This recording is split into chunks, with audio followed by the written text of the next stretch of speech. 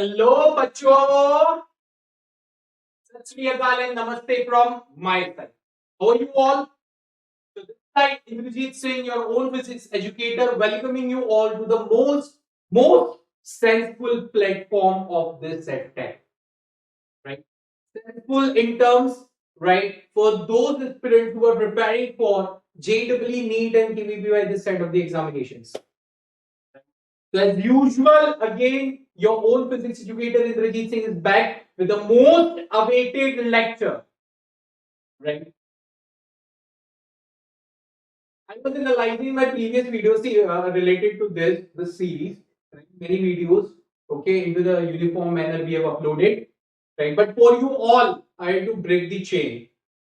Right. I was planning that we should move on for SHM and waves after this thermal physics. I think previous lecture related to the thermal physics has already been uploaded. And guys, you have showered a love and given the awesome response. But when I was analyzing all of those comments beneath the video, right, in all of my previous sessions, right, then you already written, we need optics, geometric optics, right? Optics and modern physics, optic and modern physics, right? So I want to tell you all, yes, I can understand, right? Why I kept all of those sessions as late. So the reason behind is, right, we are having the examination on 9th of January. So I decided to take all of those stuff on in between 4 to 5 or 6, something like that. So in that case, right, we will like get more connected fundamentally to that specific topic also, right? Okay, we will connect ourselves fundamentally to that specific topic also. And obviously, when this session will get when this session is going to be uploaded on this specific channel, on our PW English channel, right? Then the time span would be very less, right, between the exam and this session, and that will also be right a major what we can say that will also be the very helpful part, right? Suppose if I'm taking the first lecture in optics now, then by end of that, when that exam will come now, right, you are definitely going to forget everything, right? You are definitely going to forget everything. So that's why I kept it late, right? So it will play up. See, this optics is plays a prior role in all of those competitive examinations, right? So that's why I kept it a bit late. Right? So till then you showered lots of comments. So this is very important from this exam point of view. Why you are taking the essay? No, right? In my first session also, I told you all that we are going to complete everything, the maximum part in the small period of time that we can cover. And for that purpose, we have followed the reverse engineering. Okay, guys. So without wasting your time, share this session maximum as much as possible in all of your social media groups. Yes, we are going to deal with the geometric, optics, and obviously with our right a common phenomena, common process. What reverse engineering. Right. So are you all ready? Let's start with this. Okay. So as you all are aware of, something new has came. Right. Awesome thing came in front of you all as usual. Right. Indrajit sir's class always used to start with one fun element. This is what optic is. Star, promoting yourself, that's not fair. That's completely not fair. Right? So you are like exaggerating yourself. No, it shouldn't be in you. No, Bachati. It is not like that. It is a very simple phenomena. This thing you have been seen thousands of times into the video, into the trailer also. Right? But we haven't compared this to the optics. This is the pedagogy. What can the thing say? Optic is optic is what? Right? The phenomena like you have to withstand perfectly on the two running horses. Among all of those two horses, one is reflection, second is refraction. You have to withstand equally on both. Right? Okay. You have to be so defensive, right? You have to play defensive equally to this, both of the specific topic, one side reflection and one side reflection. And to do this, it requires lots of practice. Even to manage both reflection and refraction, right? We need a lots of skills and practice. Right. So here it's saying optics is like to withstand on the two running horses. It needs a lots of skills, right? And lots of practice with a small amount of the dedication. Right. Because this thing if you want to perform now, this stunt if you want to perform now, then you need a lot of practice, right? The same thing it is. We are going to compare this to the optics. Yes, we need a like lots of amount of the practice, right, to grab the concept. Okay, so then hope so. Yeah, it was completely related to the fun. Please don't mind it, right? Okay, none of any Sardar's sentimentals or mentalities or right things are getting hurted. None of the person has been harmed. Obviously, blah blah blah. The great disclaimer. Okay, so guys, see in this chapter we are going to see the concepts related to the reflection, prism, and another relevant concepts. Okay, relevant PYQs, and obviously if you are going to get some simulations, right? If you get a like right, if it will be needed, or either this simulations will be included into our upcoming regular classes, right? So are you all ready? As usual, right? We'll start this session with the flow of the chapter. After this flow, one question in front. I will give you a minute to solve. We'll provide a solution, and we'll see the relevant theory. Many of the students are saying, sir, question should be more. Many of the students are saying, sir, theoretical part should be more. So that's why I had created one reverse engineering process and I'm keeping in front of you all, right? So please unnecessarily don't move on to that kind of the comments. So this, do this thing, do this thing, do this thing. We need this, we need this. No. Whatever the majority number of the students are in need of, we are delivering in front of you. Okay. So let's start with the flow of the chapter. Right. Let's start with the flow of the chapter. If I'm talking about the flow, it's very simple thing. Right. Optics is completely divided into the two parts: reflection, right? Refraction, right? It is completely divided into the two parts. See, right now I'm not moving on to the basic terminologies, right? Apart from this, there are some basic terminologies like some important terms, right? Some important terms. Now, what kind of important terms? What is U? What is B? What is F? Right? Okay, what is the radius of curvature? Right? What is center of curvature? What are sign conventions and everything? Whatever the fundamental terms, whatever, some important terms. Right? All of those definitions, right? And it also includes type of surfaces, right? You are going to, okay, see, types of surfaces you are going to deal with the specific chapter. Right? Apart from sign of conventions, types of services, there are lots of things, right? Radius of curvature, center of curvature, focal length, U, V, principal axis, all of those stuff. Right? All of those stuff. Now, after that, it comes a reflection. If I'm talking about the reflection, then obviously we are going to deal with the mirror formula. Right? That is a special case of a mirror formula for extended objects. Right? And sums related to this topic, right? We are going to see in today's session, right? For the extended objects, mirror formula for the expanded, right? Okay, extended objects, magnification, right? Okay, this lot of things we are going to see, okay, this optics, right? Apart from this, if I'm talking about the refraction, right? Obviously here, laws of reflection and some basic terms. Laws of reflection and some basic terms. Now, if I am talking about the refraction, obviously we are going to deal with the Snell's law, the most important part of the right reflection. Okay, refraction. Right. Second, we are going to deal with the lens formula. Right. Next, okay, in this specific part, we are going to deal with the total internal reflection and its applications. Right. Total internal reflection and the critical angle and apparent shift and apparent depth. Right. And normal shift and lots of things. Right. The some relevant to see this topic is quite important from the KVPI point of view. And we're going to start this part. Right. We're going to start this session. We're going to start solving this question by with this topic only. Right. Okay. So after this refraction from the spherical surfaces,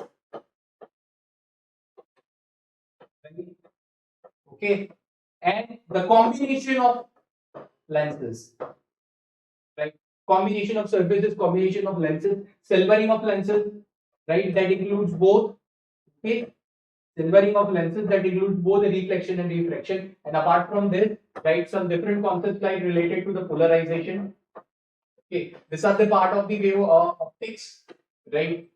Okay, okay, but we are generally summarizing it as optics only, right? We are generally summarizing it as optics only, like Brewster's law and everything. So I'm not moving on to that part. Right? I'm not moving on to that part. Okay, after that, right, we are having the instruments, the optical instruments. Right. So as I said before, this is not a completed detailed format, right? But as usual, I have covered the maximum part for the flowchart of this optics. Right. So if you need to snap, have a snap, right? I'm going aside, and you're moving a bit, right? You can just, I'm giving you 5 seconds to have a snap. 5, 4, 3, 2, 1. Yes, thank you. Okay, so let's move on to the very first question of this session. Okay, so it says a beam of light propagates through the medium 1 and falls onto the another medium at an angle alpha 1, as shown into the figure. After that, it propagates in the medium 2 at an angle alpha 2 as shown. The light's wavelength in the medium 1 is lambda 1, then the wavelength of the light in the medium 2 will be what? See, till now we have gone through the concept of this Snell's law. Right, we have dealt with the incident angle, we have dealt with the emergent angle, we have dealt with the refracted angle, right? Lots of the things, right, we have dealt with till now. We have studied into your regular lectures also. But how we are going to compare the refractive index of the medium with its wavelength, right? Okay, how we can connect the Snell's law to the wavelength of the light. Okay, again, mark my words, I am highlighting all of those. How we can, right, connect the Snell's law with the wavelength of the light. This important thing we are going to see in this question. Right. So it is in front of you all. Even you can pause your video. I am giving you a minute to solve. Those who want to pause the video, they can if they need more amount of the time to solve the question. And those who want to increase the speed, accuracy, and command over this specific topic, and fundamentally, if you want to be so strong, right, you can solve with me, and you are having 1 minute in front of you. Okay, so here your countdown begins.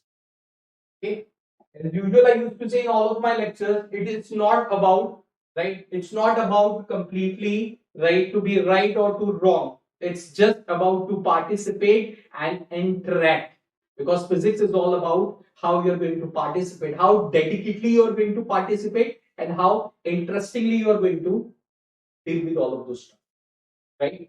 Okay, the dedication and your interest is going to help you out to crack physics, right? And this kind of the examination.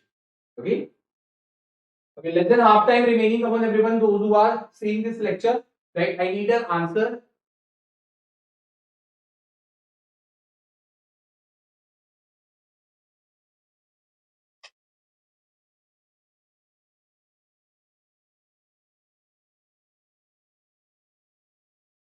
Less than 10 seconds remaining. Come on, everyone.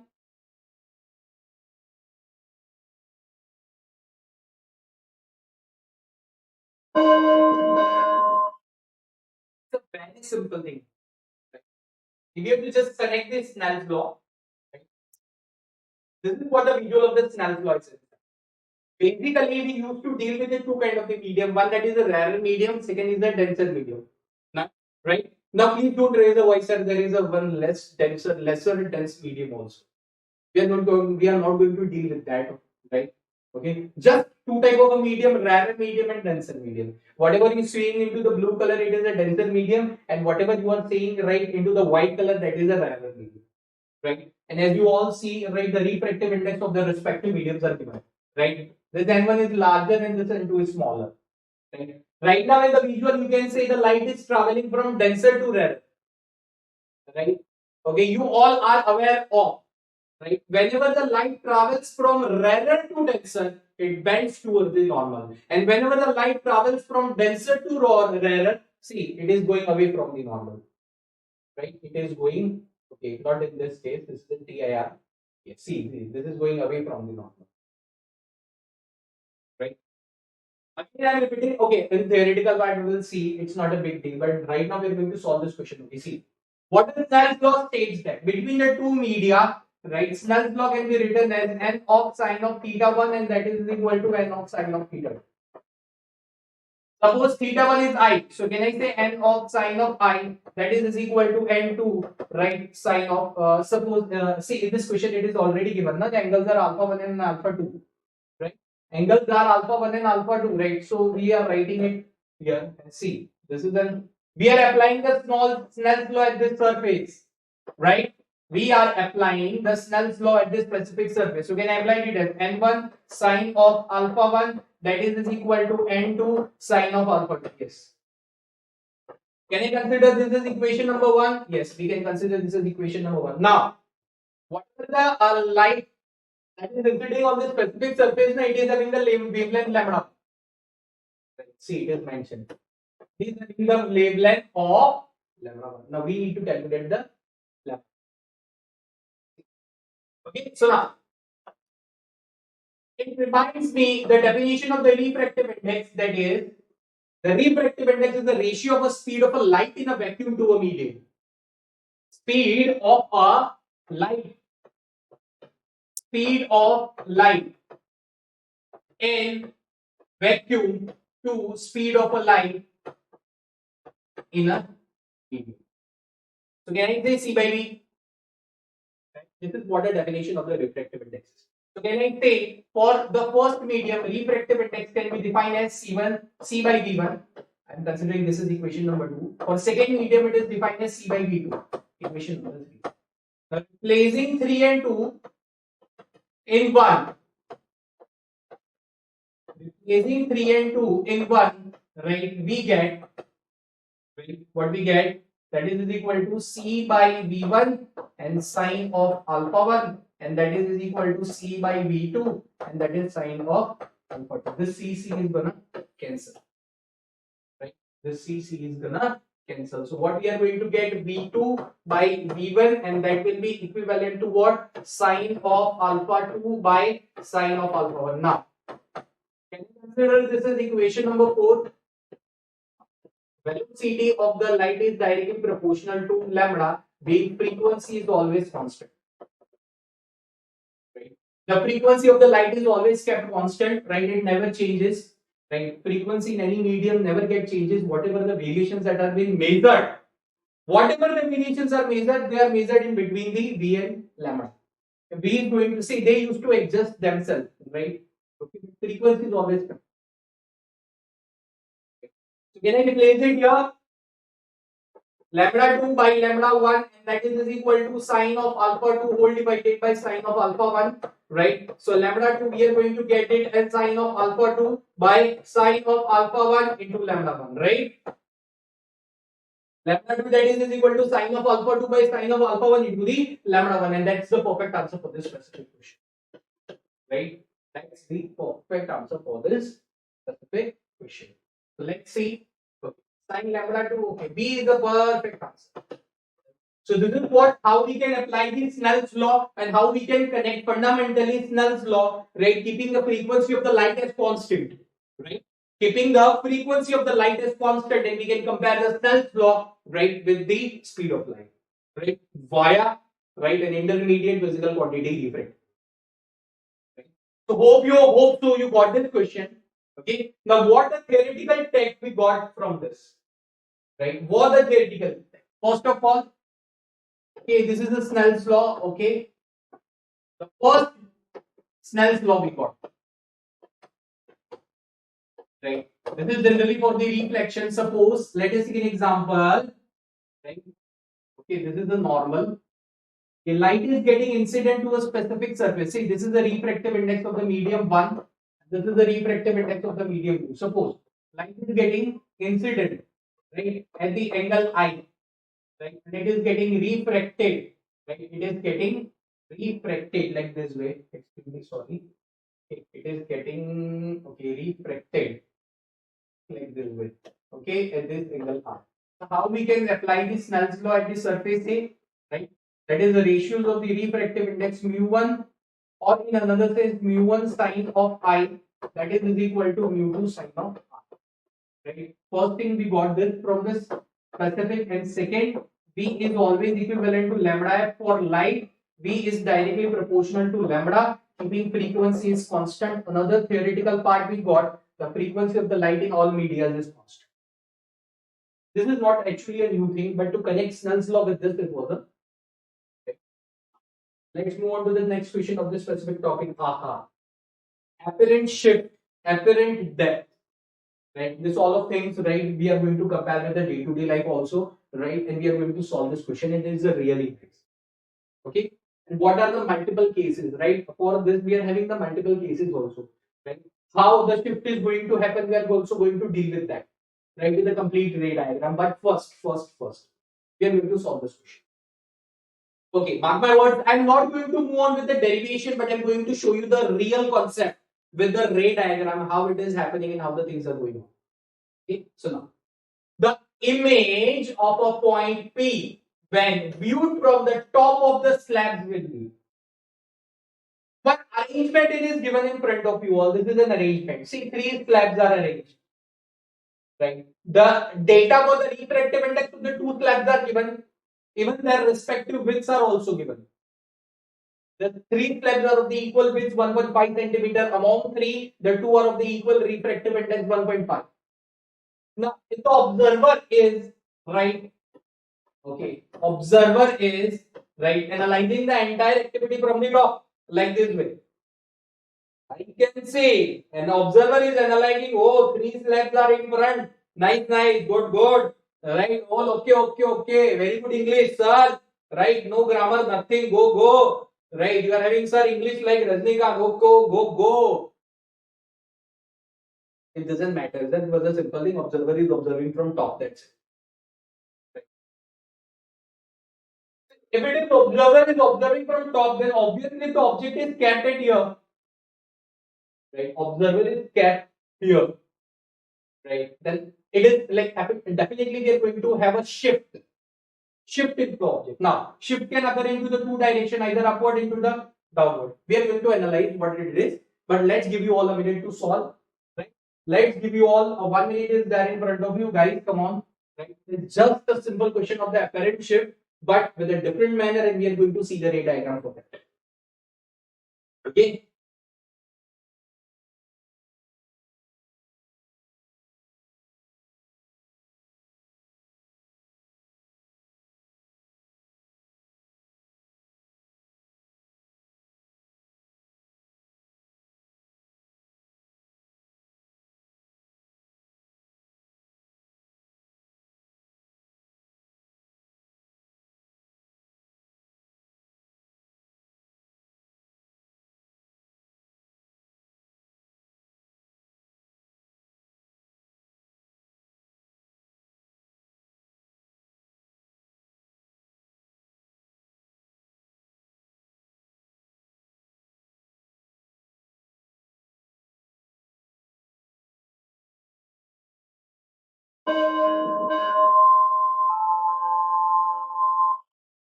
Okay, so it's a very simple thing. Those who have solved with me till now in this 1 minute of the time, then obviously I must say you are on the track, right? So those who haven't solved this question, it doesn't mean they are on the track, right? You all should always try to be on it. Okay, this is only the way to increase your speed and accuracy, because in competitive examination, right, we used to feel lots of pressure, right? Lots of pressure is there. In that we need to survive, right? So it is like surviving in being an extinct, right? Okay, so that's why, right, please don't mind for this 1 minute and giving you all. I'm not trying to extend any kind of the video, right? For you all, even I can take 3 to 4 or 5 hours of the lectures also, right? I'm not trying to extend any kind of the video. Whatever the things I'm delivering in front, right, I'm going to give you the qualitative approach rather than to move on the quantitative part. Okay, the image of the point P when viewed from the top of the slab. Okay, see, let us take a very simple example. Okay, first of all, if you can see the number of this slab. One note I am going to show in front of you all.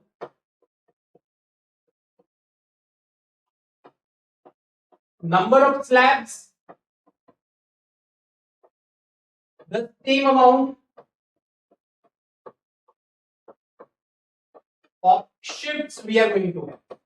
The number of slabs and the same amount of the shifts we are going to have. there are two slabs, we are going to have two shifts, right? If there are two slabs, right, we are going to have two shifts. If there are three slabs, we are going to have three apparent shifts, right? The detailed concept of the apparent shift I'm going to show you within just a few minutes after solving this question. But let's analyze the solution first. See, two slabs, it means the shift is going from the two. So what will be the right actual formula for the apparent? Right. The apparent shift states that, right, the apparent shift states that is equal to, right, sorry, the thickness, it's T1 minus 1 by mu, where T is the thickness of slab. T is thickness of slab and mu is the refractive index of the material. Right, refractive index of the. Now, how we are going to deal with that? Right, see, right now we are having, see, what will be the total shift? The total shift, right, that will be shift, right, on one first slab plus shift on second slab, right? Shift on first slab plus shift. Right, for both of the shift, we are going to apply the same formula, right? So, what will be the total shift? Total shift, it will be T 1 minus 1 by mu plus T 1 minus 1 by mu, right? So, the total shift we are going to have, that will be 2 into T 1 minus 1 by mu. Okay, so now the total shift that will be 2. What is the thickness of the slab? 3. Right? It is given now. It's 1.5. So it's 3 by 2. Right? 3 by 2. Now what is the refractive index? Obviously 3 by 2. See, then total shift we are having for 1 centimeter. Right? Okay, 1 centimeter. Now it is going to be above or beyond. Above or beyond. Nearer to the surface or getting far away from the surface. How you are going to deal? See, what is the answer now? Right? If two of the slabs combine together and to make a shift, right, of 1 centimeter, then individually the each is going to have the shift of 0.5. But either it can be like into nearer to the surface or either it can move far away to the surface. If the entire system is kept horizontally, right, and suppose this is the surface and object is kept here. So either it can be shifted towards this side or that side, right? Okay, but we are going to discuss this with the ray diagram. Right now, I'm just selecting the answer. Right, right now, I'm just selecting the answer that is 1 centimeter above the P. Shift is going to happen 1 centimeter, right, above the P. So this will be the new position. Okay, or you can say this will be the, right, the perfect part will be the apparent position.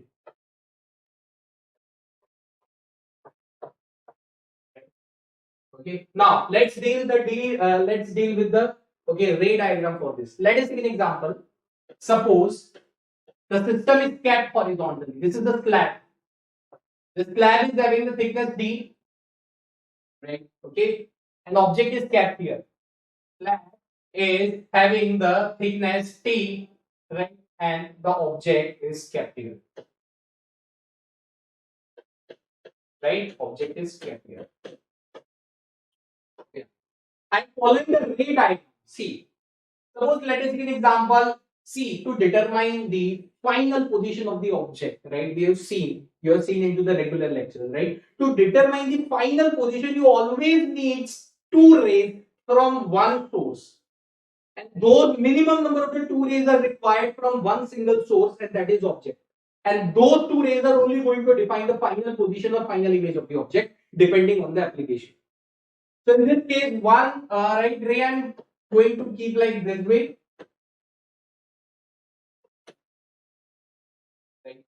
First, the reflection will occur at point A. Second, the reflection will occur at point B. Similarly, it is going to happen like this way. Right. This is going to happen.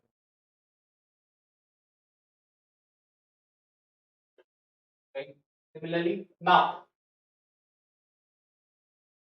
when the shift will occur, when the shift will occur. So now, just suppose if the slab, suppose what will happen in the absence of this slab. Obviously, light is going to travel into the specific direction like this way.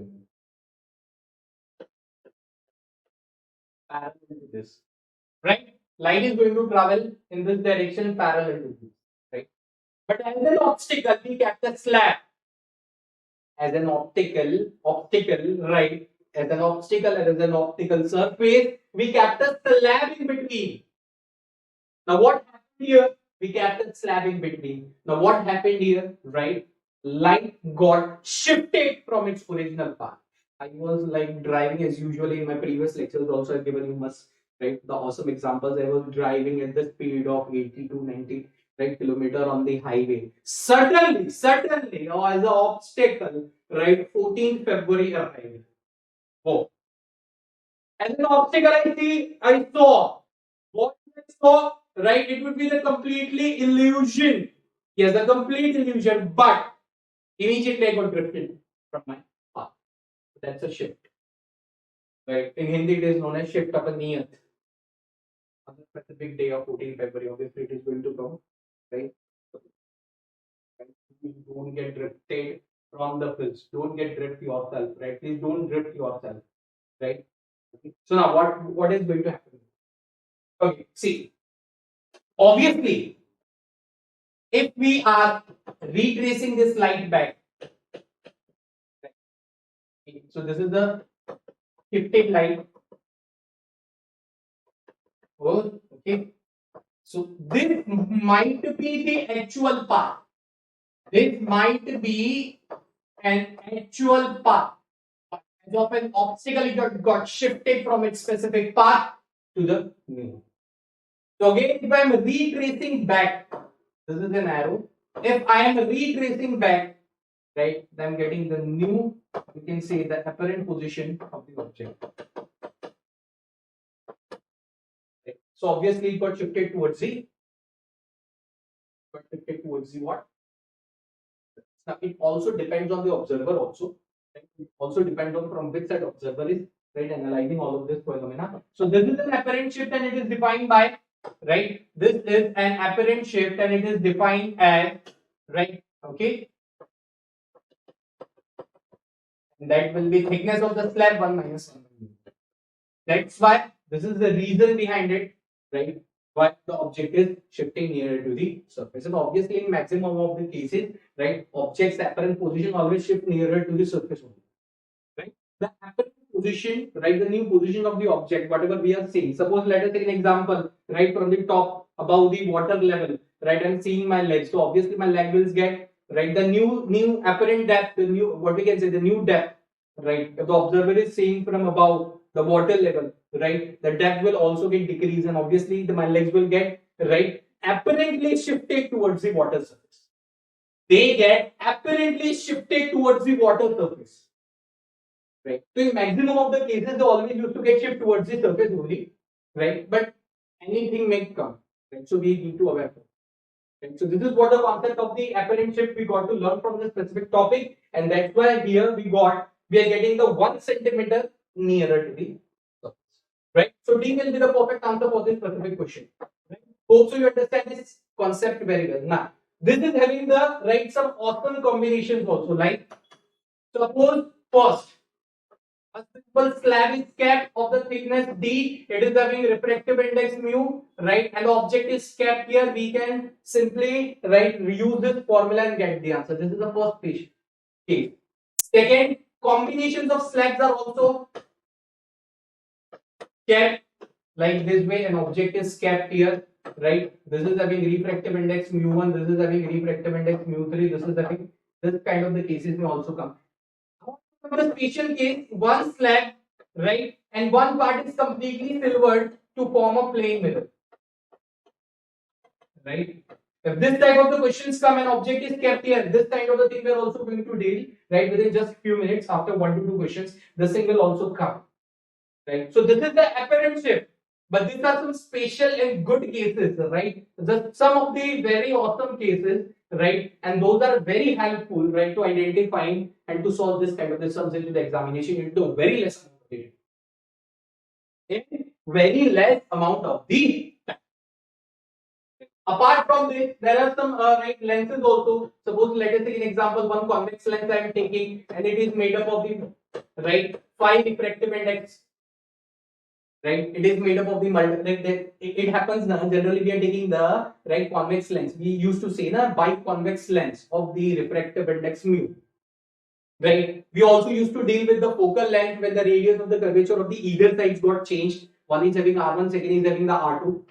Right. But what will happen, right? These things you are also going to deal if you do more practice, right? And if you reach to the right the awesome resources now, right? Those who are really competing, those who are really they are having the levels of the right JEE kind of examinations, right? Then you're going to deal with this kind of the right applications also. Those are really helpful in right clearing of the fundamental. Okay, so this thing we are going to deal. Right, these are some of the special cases, and this is the what the general formula. So these are some special. Right. In another sense, I can say the special treatment for the optic.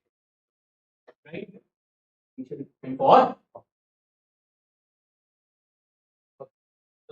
one simple sum mirror formula. We are going to deal.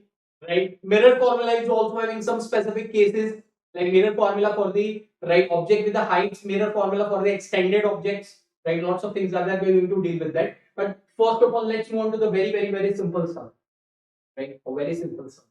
The image of an object placed on the principal axis of the concave mirror, right? The image of an object. Just hold on, right? Okay, just hold on. I think right. Wrong thing. Okay, no worries. Right. Okay, see. The image of an object placed on the principal axis of the concave mirror of the focal length. See, concave mirror is that whatever the data it is given, we are going to write it right down only. Right here. Okay, we are going to write it down. Okay, here you see focal length. It is given as okay. Focal length for the concave mirror is always negative, and that is f is equal to minus 12 centimeter. Okay. Now, okay, so image is formed at a point which is 10 centimeter more distance from the mirror, not die, from the mirror of the object. Suppose let us take an example I am drawing. This is the concave mirror, right? Obviously, the inner surface is the reflecting one, right? This is the concave mirror, this is the pole. Okay, now the concave mirror is having the focal length of f, right? This distance it is given as how much, right? And that is negative of 12 centimeters. Right? You all are completely aware about the sign conventions into the optics, right? You all are aware of, right? So right now I'm not moving on to that part, right? Okay, suppose if the ray is traveling from this side, then this one will be the negative, this one will be the positive. You all are aware of it. So right now I'm not wasting in the time in that specific part, right? Explaining of that stuff, right?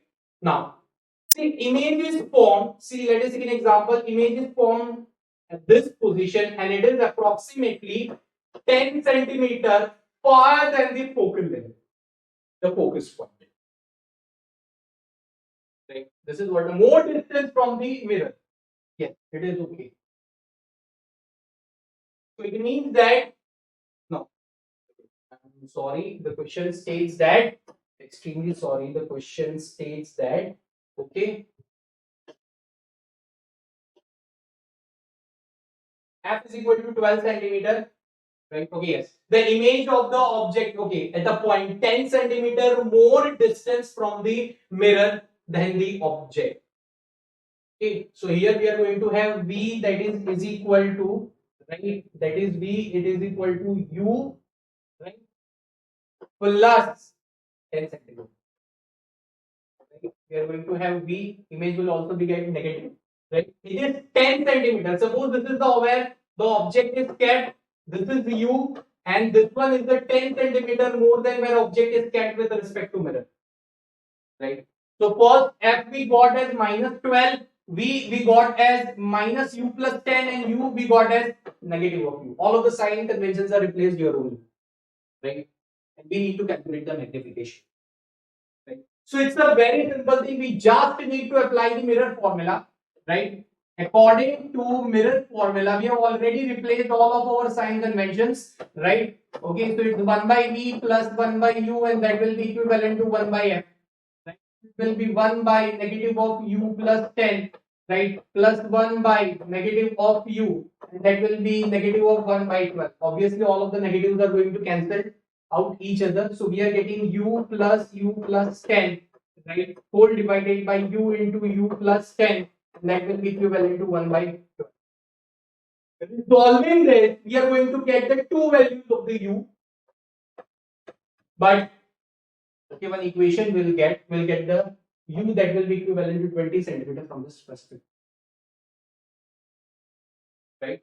Okay, two equations we are going to get if you are going to resolve this now, right? Suppose you are resolving it, that is two equations you are going to get. It's not a big deal. Two equations that you are going to get, and among them we are going to get that another value of the u will be less than focal length. Okay, another value of u that will come approximately 6. Yes, 6.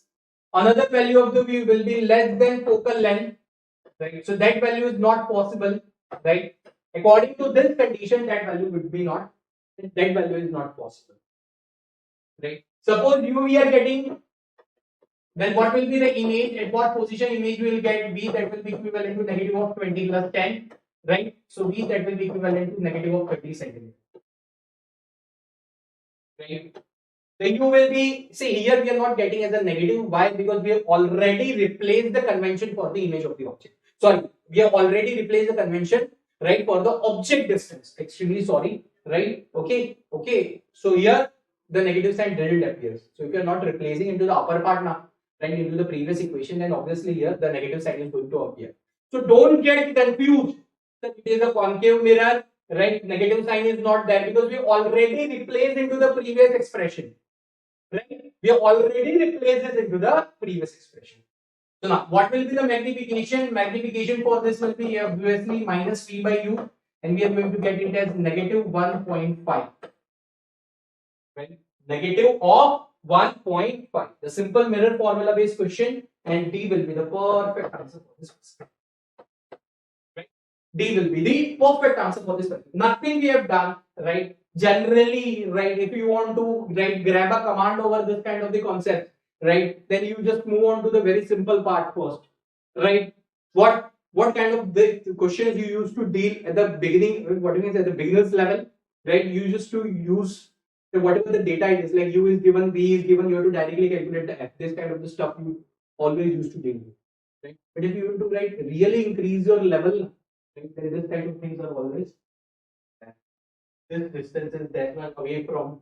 In some question, it is already also, right, you are going to deal with this stuff also. In some question, it is already mentioned. What? Okay, they used to change the grammar of the question. They used to change the grammar. What object is at the 20 plus f? Image will be formed at 15 plus f. Right? This kind of the sentence formation is there always into the question to confuse you all. Right? But obviously we are going to, right, we are also already aware of this thing, right? We are not going to confuse in this specific part, especially after dealing with this kind of the question. Let's move on to the next question, right? A simple mirror formula we got. I don't think, right,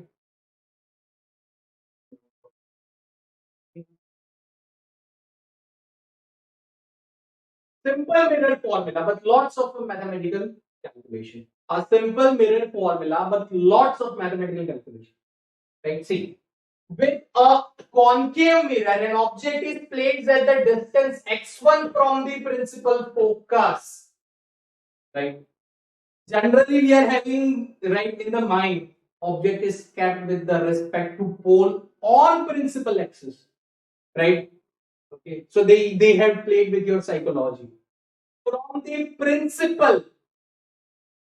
After this, what we always used to, oh, it might be on the principal axis and it is kept with respect to mirror. No, it is kept at distance x1 with respect to focus, principal focus. Kindly, right, I mark my words, this I'm highlighting with the double quotes. Principal focus on the principal. The image is formed at distance from the principal focus. If it is nothing is mentioned now, then we can take it with respect to the pole. But here it has been mentioned. X1 object with respect to the principal focus, X2 image with respect to the principal focus, and we need to calculate the focal length. Simple mirror formula. Just right. They are trying to, what we can say, tempt question. Right. They are trying to, right, keep you all busy in the mathematical part. Right? So let's give you all a minute to solve this question, and obviously, right? Okay, we are going to deal with the solution and the right theoretical part included in. Come on, everyone. Even you can pause the video as usual. I said before, it's not a big deal.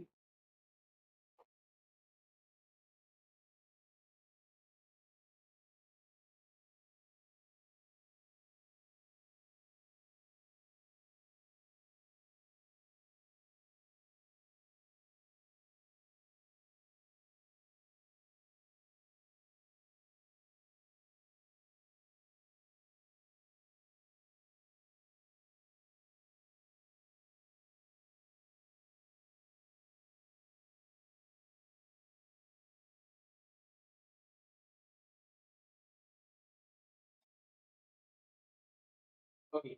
Less than 10 seconds remaining. One visual related to the concave mirror always, right? It's okay. See, whatever amount of the visual I'm getting now, right? I always used to keep in front of you all, right? So it will be, right? This helps us to understand the concept into the most easiest way, the easiest manner, right?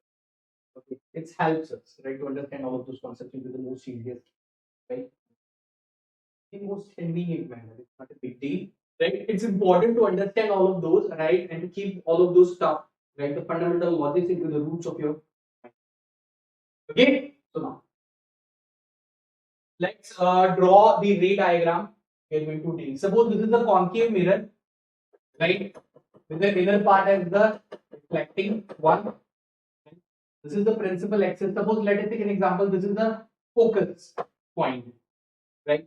With respect to this focus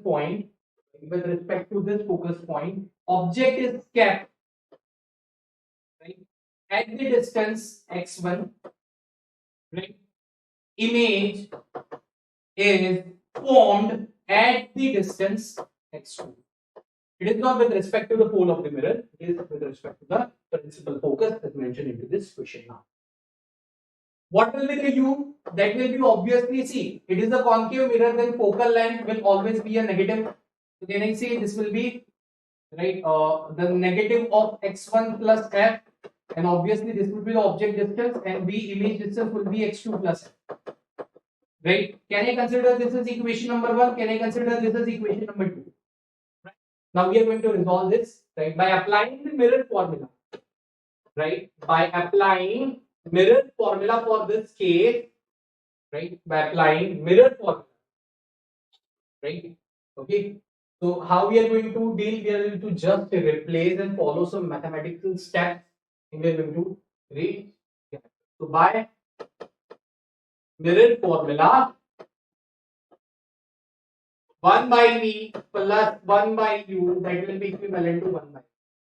So this will be 1 by negative of x1 plus f, right? Okay, plus negative of, right, okay, x2 plus f, that is 1 by negative of f. Right? So all of those negative signs we are going to right, they are going to cancel out each other. So we are going to have, right, that is x1 plus f, right, plus x2 plus f whole divided by x1 plus f, right, and that is x2 plus f, and that is 1 by f. Right? Okay. So just some of the steps. This will be x1 plus x2 plus 2f, right, into f, and that will be equivalent to x1 plus x2 into f, right, plus f of c, right, and that will be plus x1 x2, right. I have expanded this term, right, so finally we can reach up to the result. So x1 plus x2 of f plus 2f square, that will be equivalent to, right, okay, x1 plus x2 of f,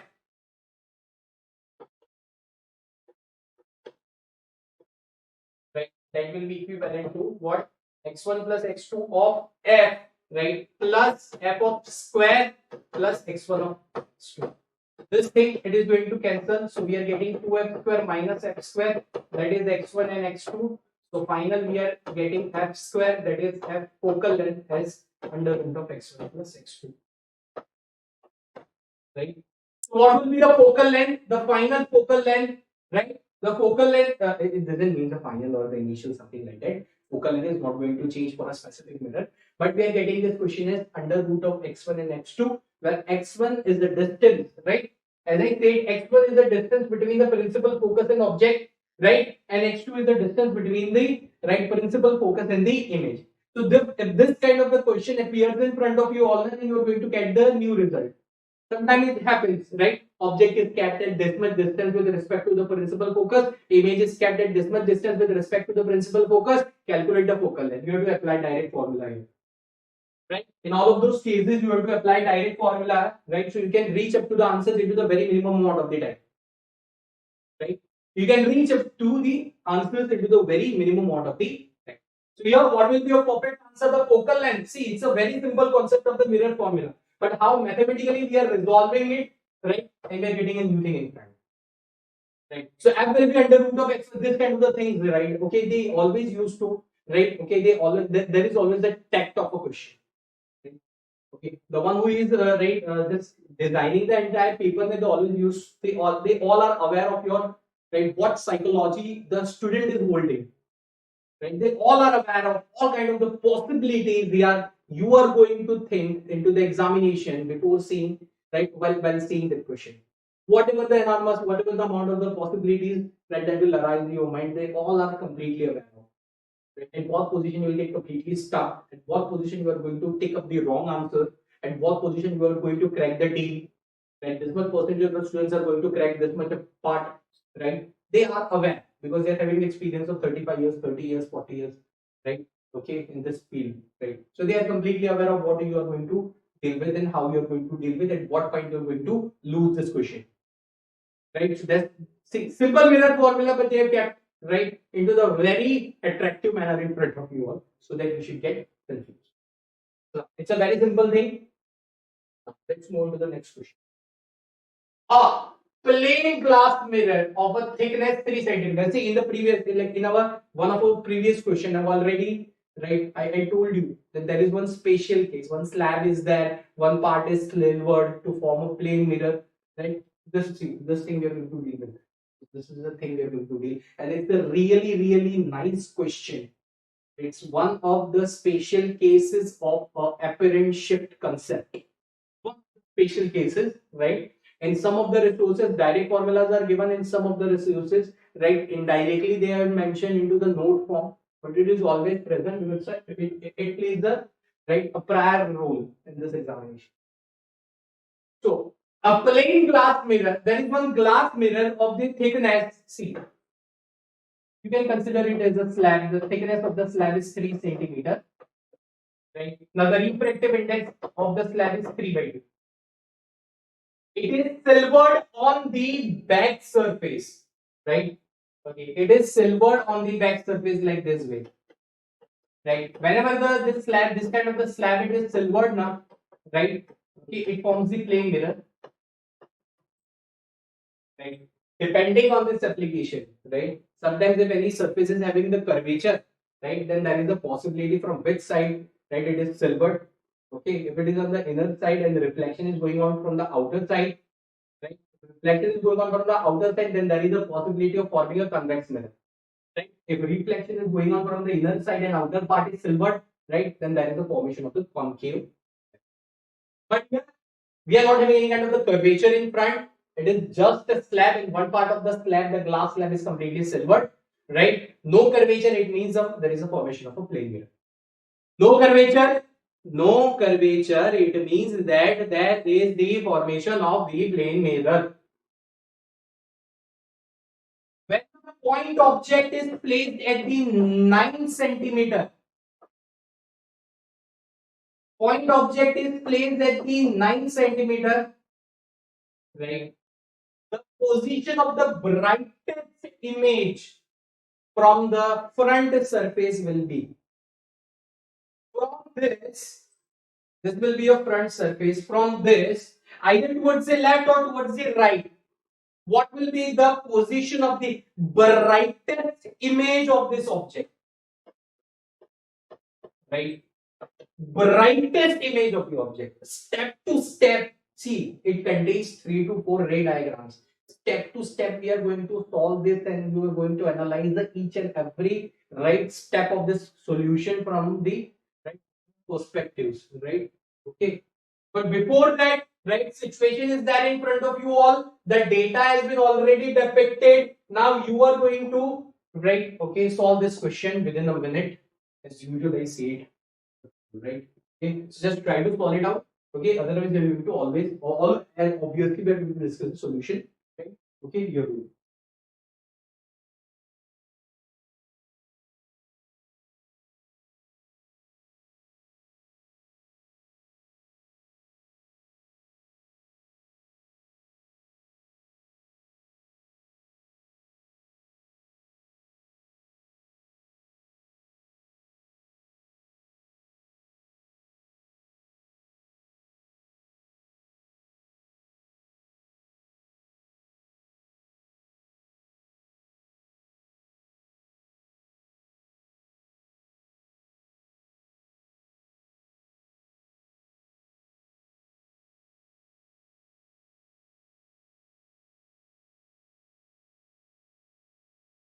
When you can pause the video to solve this question. It contains 3 to 4 steps, and we are going to deal with this question, man. Okay, now pause. The first step of this question. Now it states that suppose this is a slab. Right now, I'm not moving on to the mirror part. This is the front side of the slab, and this is the back side. First of all, the thickness of the slab it is given as 3 centimeter, and the refractive index is 3 by 2. First of all, we are going to calculate the apparent shift. Right? What amount the object is getting shifted apparently. Right? So for that, we are having the direct formula of apparent shift. Right? We are having the direct formula of apparent shift. What it states? It states that thickness 1 minus 1 by mu. So what is the thickness? That is 3 centimeter. 1 minus 1 by refractive index 3 by 2. So we are getting 1 centimeter as the apparent shift.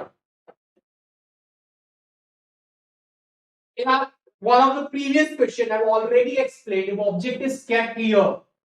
This is the 9 centimeter. And what will be its new distance? Right? It is apparently shifted by 1 centimeter. Right? Okay.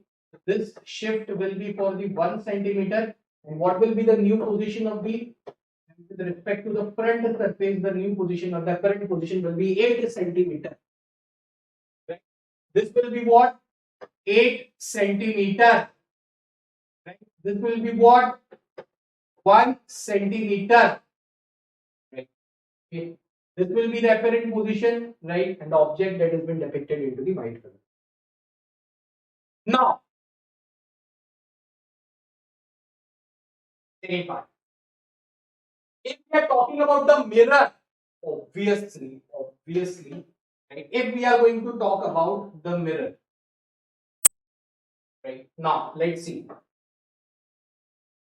With respect to mirror, how much far the object is. This is the plane mirror, na? If one part is silvered, as I said before, and it is forming the plane mirror. Now, 8 centimeter plus 3. 8 centimeter plus 3. It means that if I'm talking with respect to the plane mirror, right, then on an axis, the object is that 11 centimeter. Okay. Now I'm talking about the new part, this one, right? The shifted image of an object. I'm talking about the, see, whatever the image that has been shifted now, right, that will act like an object for the mirror. Mark my words, I'm highlighting with the double quotes, right? If, see, previously object was kept, and with respect to that object, right, and with respect to the front surface, we got our new image, right, and that was shifted towards it. And the ray diagram for this I've already shown into the previous, right, in the previous part of the session. Okay, now, then whatever the new image that has been formed now, that will act like a object, a virtual, or you can say object for a plane mirror. Obviously, that new image that has been formed, that is acting like an object with a plane mirror, it is 11 centimeter away from. Now, for a plane mirror, we all are aware of it. What? The image is always formed perpendicular to the perpendicular line of the plane mirror. Suppose we are drawing a normal, right?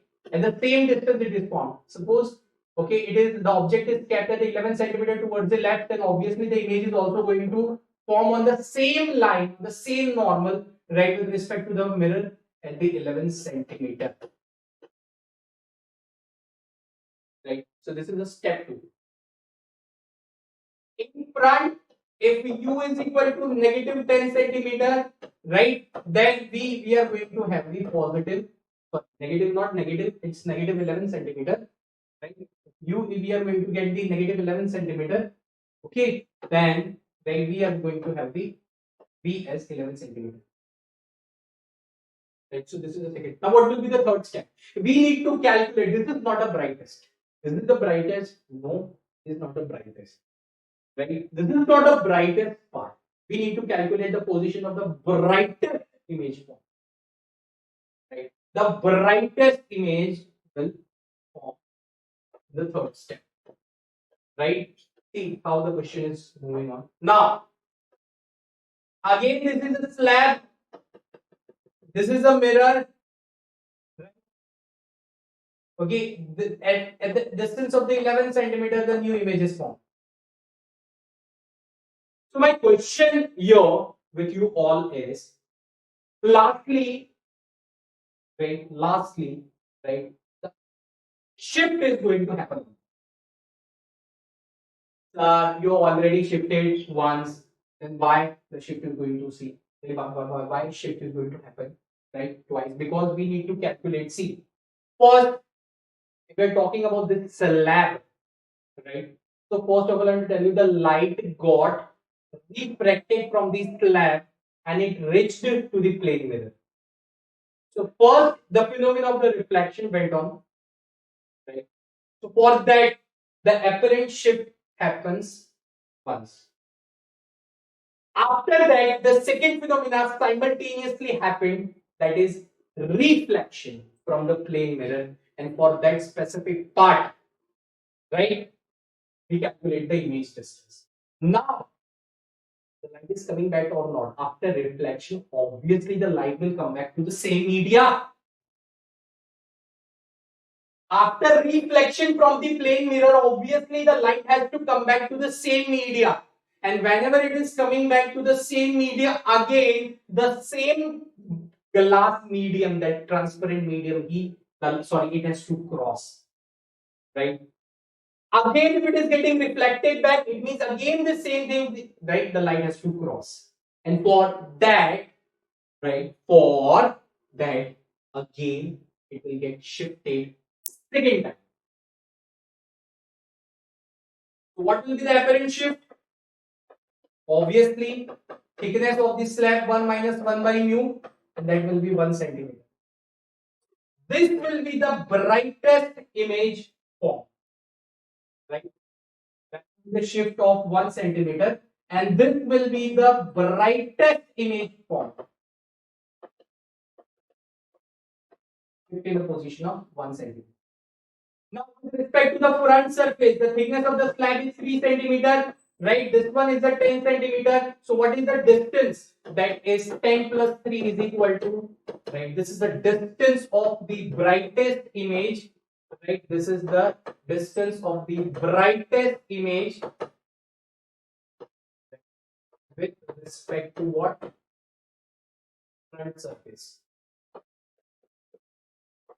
This is how, right, this question is solved into the 3 steps. Right? This is how the question is solved in 3 steps. First, light got refracted from the slab. The first shift. After that, right, it went on for the reflection with the right plane mirror, because back part of the slab was completely silver. Right? Okay. So for that reflection, we calculate the image distance, and after that, now light is coming back. After reflection, the light is coming back again to the same media. Right? For that, apparent shift is occurring twice. Right? Shift in both of the cases would be for 1 centimeter. Right? And finally, we have depicted the answer. Right? The final brightest position of the image. So what will be the perfect answer? The perfect answer for this question will be 13 centimeter. The D is the perfect answer. See, I told you all, one of the special cases. See, I'm showing you all in front, right? One of the spatial cases. See, this, right? We saw the concept of the shift, na? The apparent shift we saw, right? Some of the spatial treatment that I want to give in front of you all, right? Some of the spatial treatment that I want to give you in front of you all, that is in front, that is depicted here. Okay, so this third case we discussed. Obviously, we have discussed second case also, the third case also. Right. So we have dealt with the basic concepts of the apparent shifts also, right? And we have dealt with some of the spatial treatments regarding it, related to it.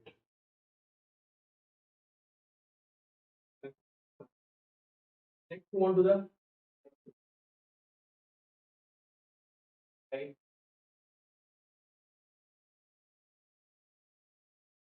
Prism. Prism. Very simple thing, right? Prism. Okay. See, till now we have dealt with the concepts, right? The very fundamental concepts into the very attractive manner, right? For mirror formula, right? We have dealt with the concepts of. See, we have gone through with the mirror formula, right? We have gone through some of the fundamental concepts of the apparent shift and apparent depth, right? And even we have move on through some of the spatial treatments related to it, right? Now we are going like from you can see the new thing is coming up in front. That is the case of prism. Now let's see. See, when light rays are incident on the prism at an angle of the 45 degree, the minimum deviation is obtained if refractive index of the prism is root 2. Suppose this is the one surface of the prism, right? Light is incidenting, right? Lights get incident on the specific surface at 45 degree with respect to the normal, right? If the refractive index of the prism is root 2, it is mentioned. If the refractive index of the prism is root 2, then the angle of the prism is what? What will be the angle of prism? Right? You all are completely aware of the fundamental concepts related to the. Okay. So let give you all a minute to solve this question, and obviously we are going to discuss the solution here only, right? So this is 1 minute. Come on, guys, try to cope up, right, and solve. Okay, just try to solve this question within a right this much amount of the time.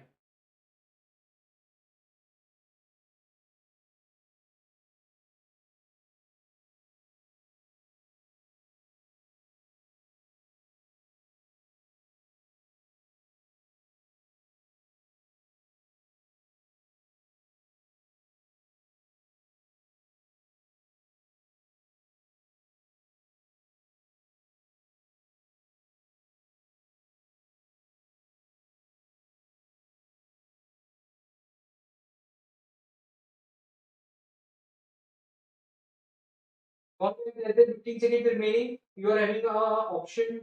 You can pause the video also, but as usual, I said that right, I want you all to solve with me.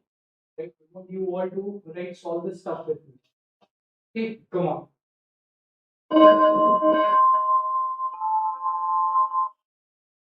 This question can be solved in two ways. First, you can directly apply the formula of the minimum deviation, right? You can directly apply the formula of the minimum deviation, you can solve it, right? Or even you can apply the Snell's law also, you can solve, right? We are going through the right procedure to solve this question by using the Snell's law, right? And we will write down the direct formula for the minimum deviation also, right? Okay, so it will be also the helpful thing. Right now, let's move on to first. Let's draw the ray diagram for this. Suppose this is a prism and this is the prism angle A. Right now, let me give an example with respect to suppose this is a ground prism is kept. Right, we are drawing one normal. This makes 90 degree. Okay, now the rays get incident at 45 degree with respect to normal. Right, it gets incident at 45 degree with respect to normal, like this way.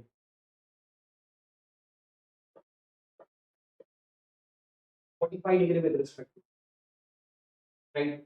So obviously, if I'm naming this at surface A, right, we are applying Snell's law. At surface A, right, we will apply, right, Snell's law. What it states? It states that See, this is outside, we are considering it as the air. So refractive index of air, and that is sine of 45, and that will be equivalent to what? Refractive index of the prism, right? And to the sine of r. Right? So this will be the first refracted angle. Right? This will be the R1. The first refracted angle. Right? So what we are getting here, the refractive index of the air is 1, sine of 45, that will be 1 by root 2. And what will be the refractive index of the prism? Right? The refractive index of the prism is given as root 2. Right? The refractive index of the prism is given as root 2 and sine of r. Right? So we are getting it as sine of r, that is equal to 1 by 2. We are getting value of r1 as 30 degree. Value of R1 as 30 degree. Now, if I'm talking right about the theoretical part, then obviously, right, if I'm talking about the theoretical part, then obviously, right, okay, the thing is going to emerge like this way. We are going to have another normal here, right? We are going to have the another normal here, and it is making 90 degree. So this will be R. Generally, if I'm talking about the theoretical part or a derivation, then we always used to take R1 plus R2 as equivalent to the prism angle. R1 plus R2 as equivalent to the prism angle. Right? But in this question, there has been mentioned for minimum deviation. It is mentioned for minimum deviation. For minimum deviation, always R1 that is equivalent to R2, and that is R. So can I say 2R that will be equivalent to angle of prism, right? Okay, 2R that will be equivalent to what? Angle of prism. So angle of prism will be twice into 30 degree. So here it comes 60 degree equilateral. Okay. For minimum deviation, this is the thing in front. For the minimum deviation, this is the thing in front. And suppose if you want to move on right to the direct formula, then we are having the direct formula as sine of minimum deviation plus a by 2 whole divided by sine of a by. Right. So this is also the direct formula, guys. You can use it. It's okay. Okay. As you can solve this question by this sense. Right. You solve it by using. Right. Now we got the answer. What it states, answer is 60 degree. Right. The angle of the prism is 60 degree. That is the perfect answer for this specific question. Right. Now, what a new theoretical part we learned from this session. Right. There are some special cases of the prism. There are some relevant formulas in it. Right. Like suppose this is the prism. Okay. Okay. Light is getting incident on this. It is moving and it is getting emerged. This is the incident ray. This is the reflected ray. Right? And this one is an emergent ray. Okay? This is the emergent. Okay? This is the angle of prism A. Right? A is defined as angle of prism. Right? Okay? This one is the normal. This is another normal. Okay, when the light gets refracted first time, right, we are defining the angle of incidence as the angle of refraction as R1, right, and this is an R2, right. Okay, so the actual path was this way, right, actual path was this way, right, so this is considered as the delta, right, in delta. So this is at an actual concept, the actual the ray diagram of the whatever the prism is. Now it is having three spatial cases first, right? We are having the case of the minimum deviation, right? Okay. Second, we are having the case of grazing emergence.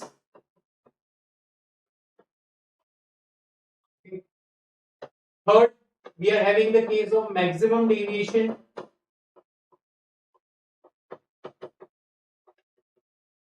And lots of many more. Right? Lots of many more stuffs are available into all of the resources, even our modules also. Right? All of the everything is direct depicted in our modules. Okay. So now, right, our answer is okay. It is 60 degree, and what we got a new tactic. It's now. Let's deal on with this question, right? This is also based on the prism only, right? Okay, this is also based on the prism. It is very easy, right? This is right, but it is having a what we can say a bit different concept of the total internal reflection, right? It is having a bit different concept, right, of a total internal reflection, right? Now, what it states that now let's see this question, right? It is going to be a really interesting part, right? Because in this we are going to combine Snell's law and the concepts of the critical angle and total internal reflection.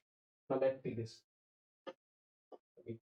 Light is incident normally on the face AB of a prism as shown into the figure. See, light is incident right at the 90 degree with respect to the normal.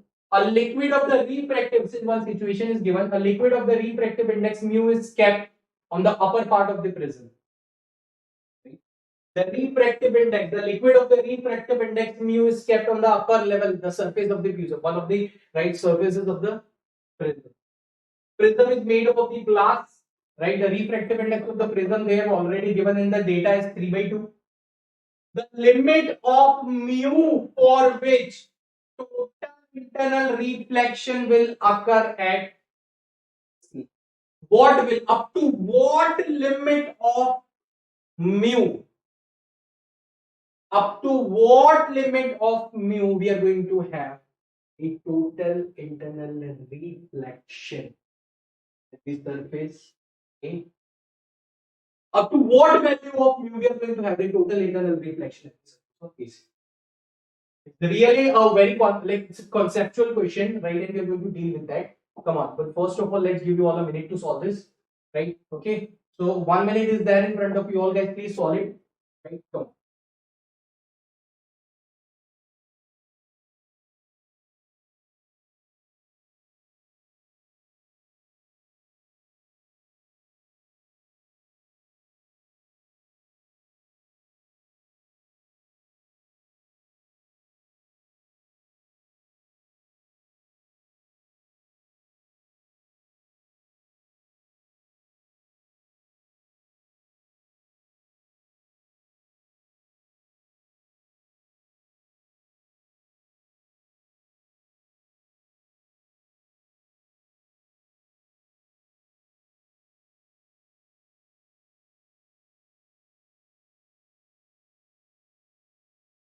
This is 10 seconds remaining approximately, and the same figure we are going to deal, right?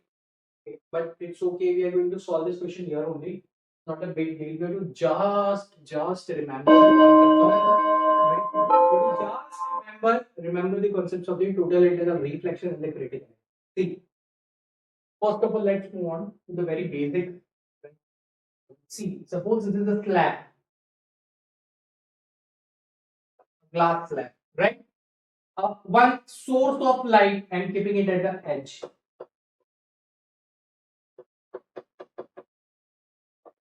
Right? Obviously, it has capability to release the bunch of rays, right? Bunch of light rays. Now, among them,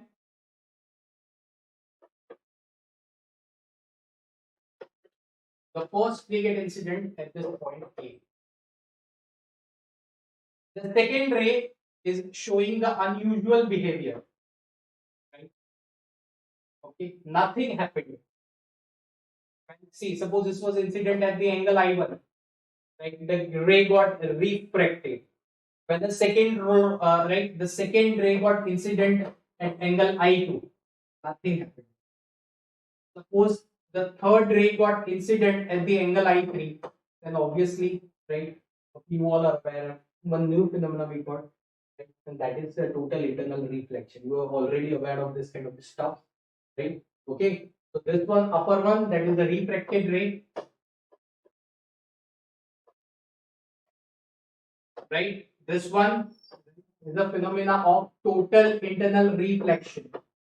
Right? This one is the phenomena of total internal reflection. Right? Okay, diamond glitters as because of this phenomenon. Right? Diamond, whatever the shining you are like, it appears in front now. That is just because of the phenomena of total internal reflection.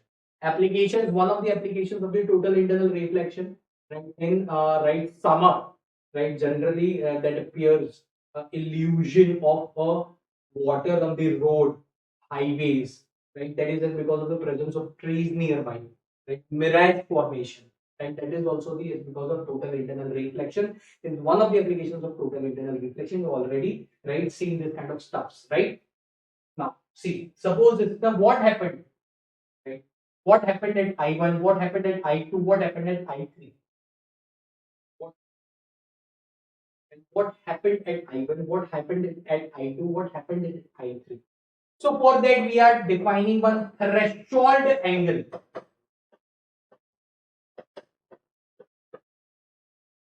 That threshold angle is defined as critical angle. You all are completely aware of it, right? If the incident angle is beneath the critical angle, something will happen. If incident angle is greater than critical angle, something will happen. If incident angle is equal to critical angle, right, the light will graze the medium. Grazes the surface. Right. So this is everything. All of this stuff you've already seen. Total internal reflection, right?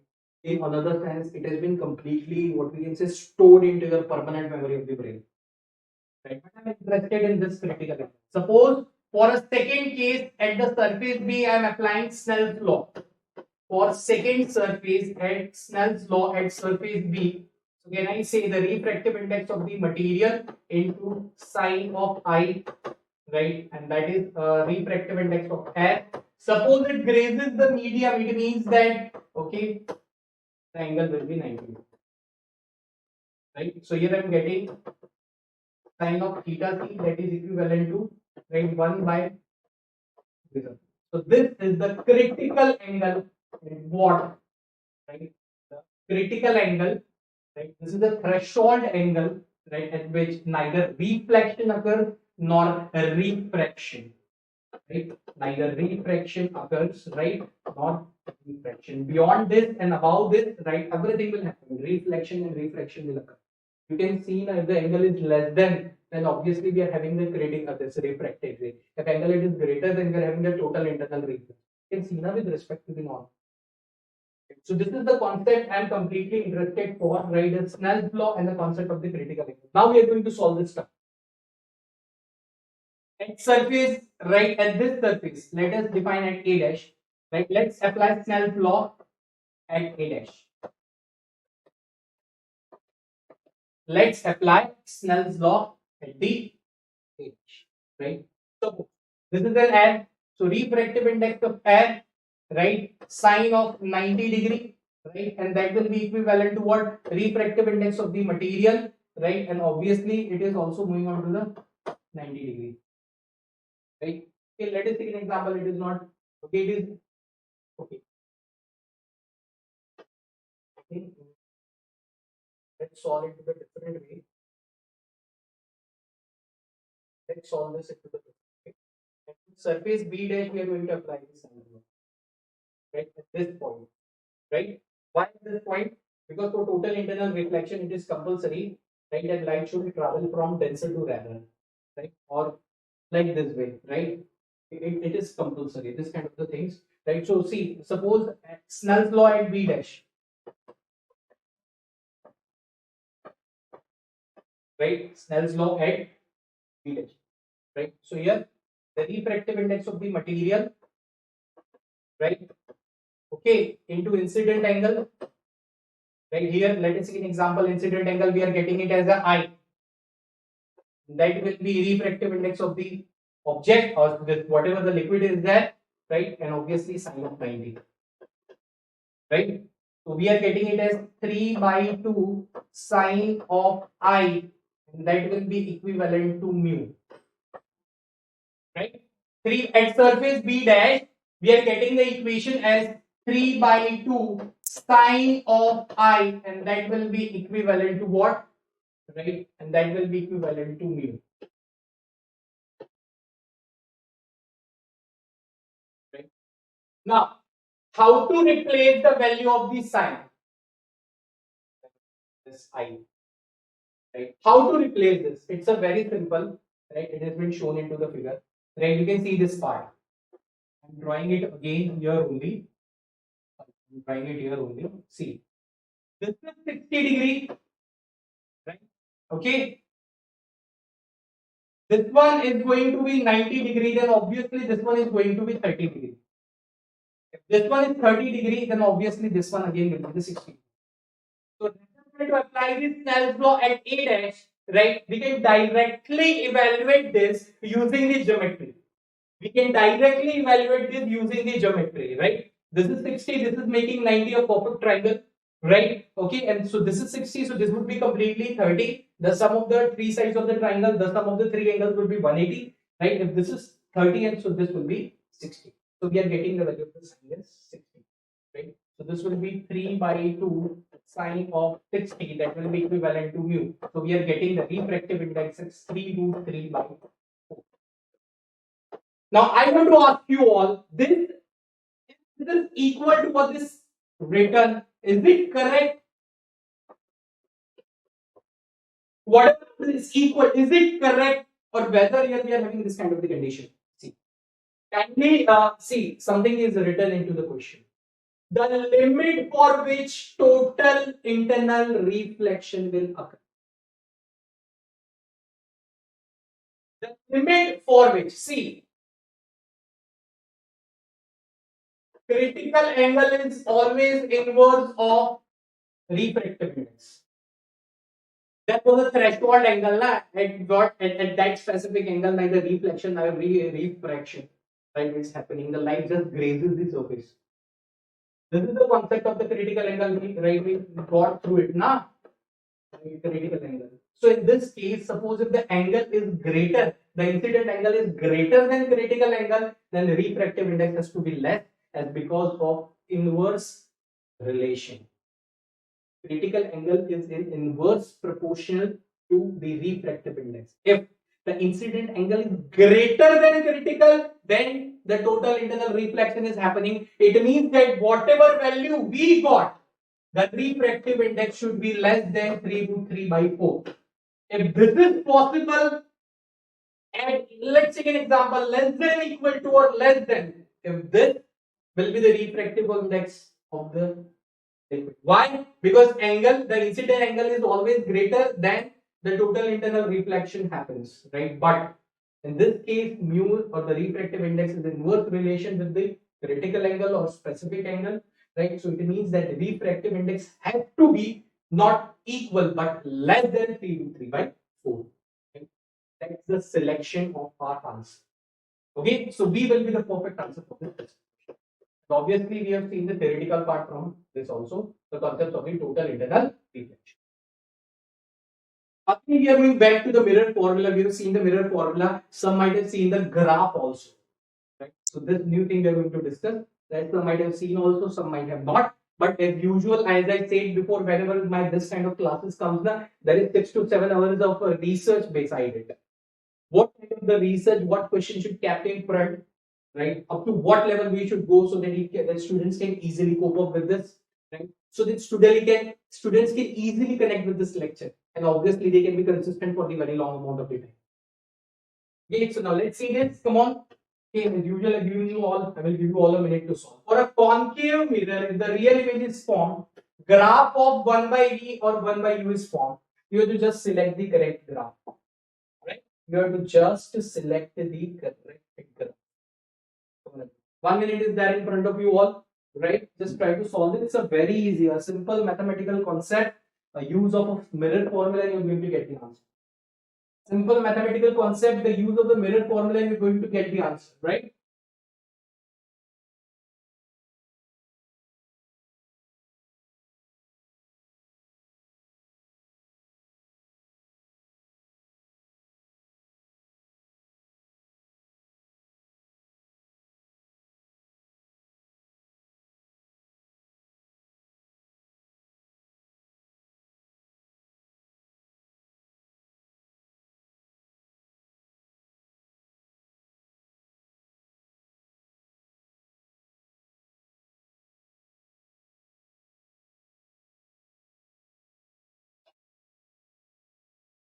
Less than 10 seconds remaining. Come on, everyone.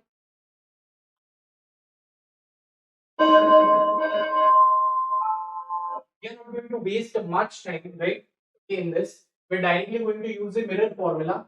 The mirror formula takes step 1 by v by 1 by u, and that is equivalent to 1 by f, right? So can I write it as 1 by v, that is equivalent to 1 by f minus 1 by u, right? Or I can write it as 1 by v, that is equal to negative of 1 by u plus 1 by f. So can I compare this equation to the mathematical equation of line y is equal to mx plus c, right? Y is equal to mx plus c, right? So on y-axis, right, we are going to get 1 by v. On x-axis, right, we are going to get 1 by u. On y-axis 1 by v, x-axis 1 by u. Slope, that will be equivalent to m, that is equivalent to tan theta, that is minus 1. So theta, either we are getting 135 degree with respect to positive x-axis or minus 45 degree, right? Either we are going to get theta as 135 degree with a positive x-axis with respect to or minus 45, and 1 by f as the intercept, and intercept is positive. We have decoded the entire data, right? So what will be the graph? Right? Y-axis 1 by v, x-axis 1 by u, intercept 1 by f, right? Slope is negative. This will be the theta. Angle is always calculated with respect to the positive x-axis in anti-clockwise direction, right? Angle is always calculated with respect to the positive x-axis and in anti-clockwise direction, right? In anti-clockwise direction. So this will be theta, that will be equivalent to 135 degree, or theta that will be equivalent to minus 45 degree. Right? So that will be the perfect graph, right? That will be perfect graph.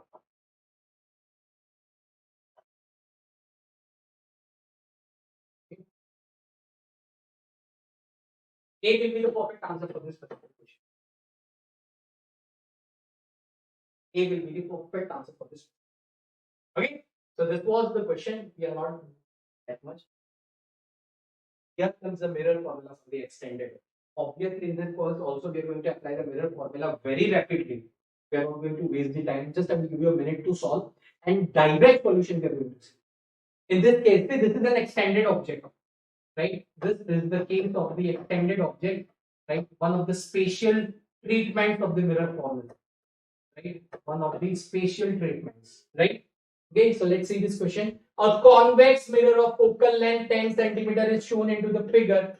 A linear object of 5 centimeter is placed along the optical axis.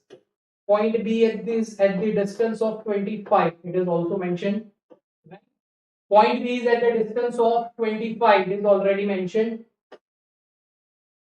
We need to calculate the size of image. Just apply the mirror formula twice. I'm giving you all the minute to solve. Even you can pause the video. It's not a big deal, right? Okay.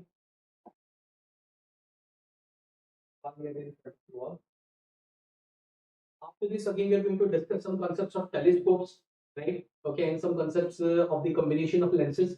So whatever the maximum right amount of the concepts we are trying to cover, it is a very less amount of the time. When I was taking this lecture at the very end of this like end of this series, it's sixth date or seventh date.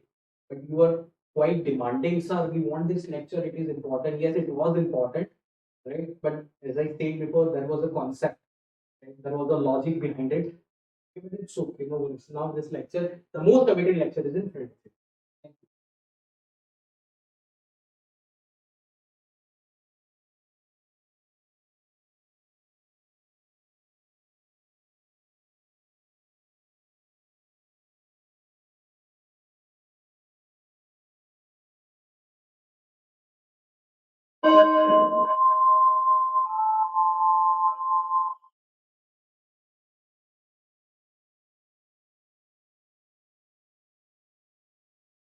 See, for extended objects, what you have to do, you have to just apply the mirror formula, right, for the two positions of the object. This will be u1, this will be u2. Okay, for the two ends of the object, for the two ends of the extended object, right? Just note the initial point as u1, right, and the farthest point as u2. For this u1, you are going to get v1, and for this u2, you are going to get v2. It means for b, you are going to get b dash, right, and for a, you are going to get a dash, right? For the length between a dash and b dash will be the size of the image, right? Suppose let us take an example. For b, I am getting the b dash. For a, I am getting the a dash. So this will be the size of image, right? This will be the size of image. So for that, you have to apply first the mirror formula for u1, secondly mirror formula for u. Okay. So now let's apply this and we use to reach it. 1 by v1 plus 1 by u1, and that will be equivalent to 1 by f1. So what is the focal length given? Right? Pi along the u is given. Focal length is also, see, focal length of the convex mirror is always positive, right? The focal length of the convex mirror is always positive. Okay, first of all, u1, right? Value of u1, that will be negative of 25 centimeter. Value of u2, that will be negative of 30 centimeter, right? Focal length for the convex lens, that convex mirror, that is 10 centimeter positive, right? 10 centimeter positive. So here it will be 1 by v1 plus negative of 25, that will be 1 by negative 1 by v1, that is equal to 1 by negative of 10, right, plus 1 by, right. So v1, that will be equivalent to what? V1, that will be equivalent to 25, right, minus 10, okay, whole divided by 25. 25 minus 10, and we are going to get 25. Right? So this is positive. Right? One error occurred now. This is positive. Right? Solve. Solve from here. Right? Focal length is positive. Right? Focal length is positive. Right? 2 will be negative. Focal length will be the positive. So we are going to get the positive answer. Even that will be 25 into 10 whole divided by 35. 5 7 5 5 that is equal to 50 by 7. Even that will be equivalent to 50 by 50. It is positive, it means it is going to the right side of the mirror. V1 we got the positive now. V1 we got the as the positive value. So it means it is going to be the right side of the mirror. Now let's apply the mirror formula second time. 1 by V1 U2, and that is equal to 1 by F. Again we are going to have V2. This time it will be 30 into 10 whole divided by, it's 25 plus 10 na? So 30 plus 10, that is 40. 5 8 is 40, 5 6 is okay, 2 3 is 2 4 is 2 2 is 15 by 2. Right? V1 we are getting it as a 15 by 7, and second we are getting it as a 50 by 2. So what will be the length of image? The length will be 50 by 7, right, minus, for the another sense, 15 by 2. The difference between these two, right? Difference between these two. So 50 by 7 approximately 7749. 15 by 2, obviously we are going to get it as a 7.5 centimeter. Right? And this we are going to get it as 7.14 centimeter. Something like that. Right? 7.14 centimeter. Right? So let's depict this V1 and V2, right? So let's depict this, okay, into the figure, okay. Okay. What is the value of V1? That is 7.14, and V2 is 7.5. So this will be V2. In another sense, can I say this is V dash, and this is V1, and this will be A dash, right? So this is distance of 7.14, right? This is the distance of 7.5. Right, so we are getting it as a, right, image, right, image length of an extended object, right, image length is 0.36 centimeter, that is equivalent to, nearly equivalent to 5 0.36 centimeter, that is nearly equivalent to 5 by 14. So this is how, right, the sums of the extended objects are solved. right? This is how the sum of extended objects are solved, right? So it was just a mirror formula, right? We did a mathematical calculation. It was just a mirror formula, right? But the sentence formation was different. It is just a mirror formula, right? But with the terms of extended, right? It was just a mirror formula and a mirror, right? So this is the thing in front. Okay. This is also the nice question. Now let's see this. Okay.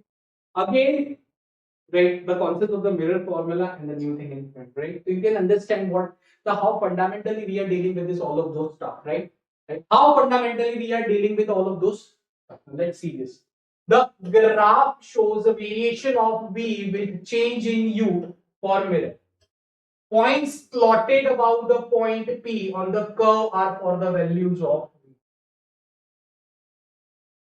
right? Above P, how we can relate the values of V with the focal length. Above P, situations we have to deal with above P. Above P, how we can correlate the values of V with the focal length. Beneath U, how you can, beneath P, sorry, how you can, right, correlate the values of U to the. So guys, it's a very simple thing. Again, right, 1 minute in front of you all, and you are going to deal all of those. We are going to provide you the solution. Come on, everyone, right?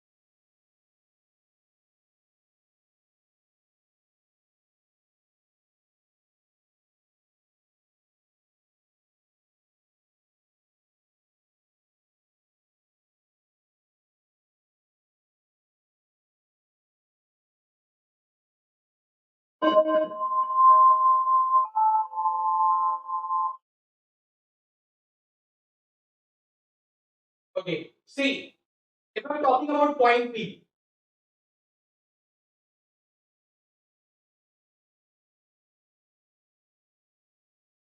right? At point P, can I consider, see, the angle theta is 45 degrees. So can I say dy by dx that will be equivalent to tan of 45 degree, right? It means that V is equivalent to U, right? At point P. At point P, V is equivalent to U. Okay. So let us take an example. If you are applying the mirror formula, 1 by V, 1 by U, 1 by F. So it is what? 1 by 2 by V, that is equivalent to 1 by F. So V is equal to the image distance equivalent to object distance. We are getting it as a 2F at point P. Right? At point P, I applied the mirror formula. I got the values. Right? So this will be the 2F. Right? And this will be the 2F. It's a very, very simple situation. Okay? It's a very, very, very, very, very simple situation. Obviously, if you are going on to the V side, the values will be larger than 2F. Right? If I'm going on to this, right, then values will be beneath T2. Right? If we, you can understand this thing, right? Okay, suppose let us see an example. If I'm talking about, okay, a convex mirror, sorry, a concave mirror, right?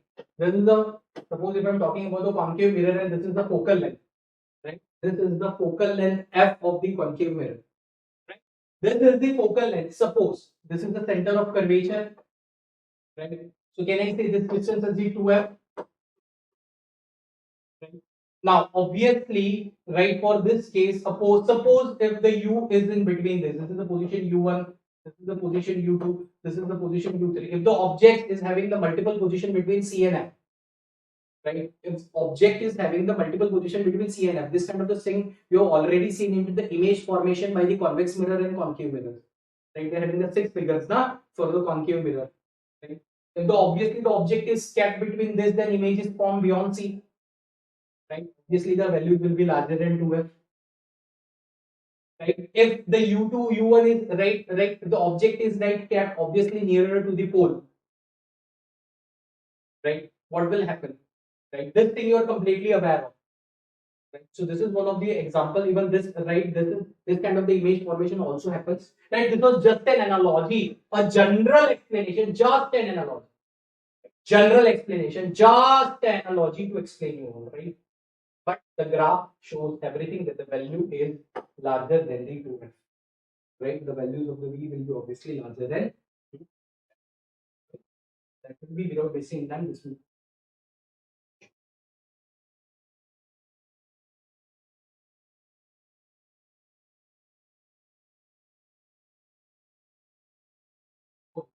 This is a nice question, but I'm giving you all in this homework. You have to just apply the Snell's law, right? This is a question. This question is a combination of Snell's law, right, plus total internal reflection. This question is a combination of Snell's law plus total internal reflection. I'm giving you all this question into the homework, right? Okay, you can solve by own. You can just answer all of those stuff within the video. Okay, because right now we are going to deal with the two different questions. Right? This is also the same thing. Right? This is also the case of the prism. Brewster's law. The two most important, one question related to the Brewster's law. It is also important from the KVPI perspective, right? And one question related to the combinations of lenses and the telescope, right? Okay. So the angle of incident at which the reflected light is totally polarized. The fundamentals of the Brewster's law. Totally polarized. Without wasting a time, right? I'm giving you all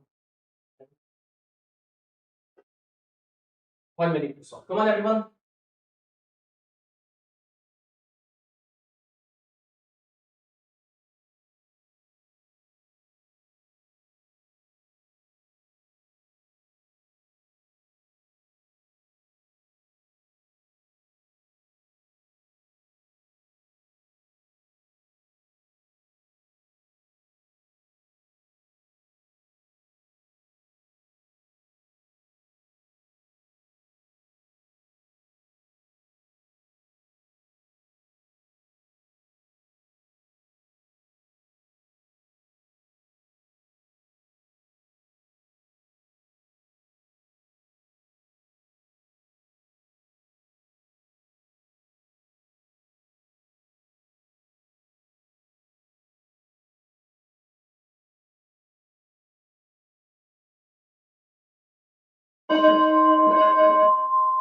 Brewster's law, right, states that the reflection and the refraction phenomena from the specific surface, they though both are not right an individual phenomena. There exist all many maximum in all of those applications.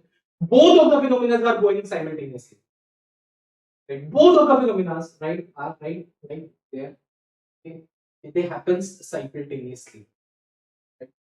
They are not individual phenomena. Right? So it means that suppose the unpolarized light is okay. Suppose they are saying that the unpolarized, the Brewster law states that if the unpolarized light is incident on the specific surface at the angle of IP, and this condition is satisfied, right? Then the light can be completely polarized, not partially. Condition states. If this equation is satisfied, then the light, this is what the fundamentals of the right, the Brewster's law. And it is given into the question. We need, it is our requirement that light should be completely polarized, not totally polarized, not partially. In this phenomenon, see, the partial polarization is going on. The polarization, it means that unpolarized light is having the particles that can vibrate in all directions. But the polarized light is having the particles, it is having the vibration in only into the single direction. Right? And the best examples are UV glasses. Right? This all of the stuff, theoretical stuff you have done with. Right? So it means that if mu is equivalent to 10 of IP, so IP that is equivalent to 10 inverse of u. If this condition is satisfied according to the Brewster's law, right? If this condition is satisfied according to the Brewster's law, then obviously we are going to get the thing. The light will be D will be the perfect. D will be the perfect answer for this question. Okay. Galilean telescope, one spatial condition of a telescope to get the relaxed vision. One spatial condition of the telescope to get the relaxed vision. So, last two questions of this session related to the telescope, right? Apart from this, lots of stuffs, right? Okay, in optics is a what we can say a wide domain to discuss. I can say that 25 hours of the entire part for the optics, it is also less because it is having a lots of diverse questions are there, lots of mixed concept problems and lots of things are there. Okay? But whatever the maximum amount we can just cover up, we are trying to do into the most convenient manner, and we are trying to represent all of those stuff very well. In Galilean telescope, if powers of an objective and eye lenses are this and this, then for a relaxed vision, see kindly I'm highlighting this word, kindly just concentrate here. Relaxed vision, the length and the magnification will be 1 minute. After this, for the combination of the lenses, we are going to deal the last question of this session. Come on, everyone, guys, you can solve this.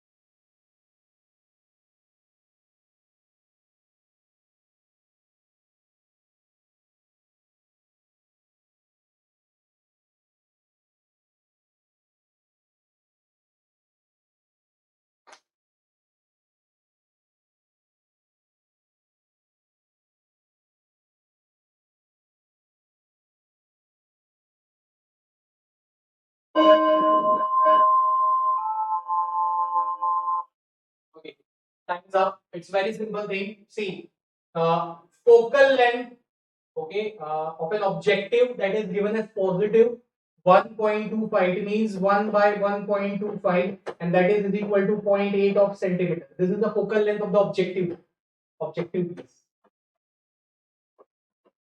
This is objective lens, right?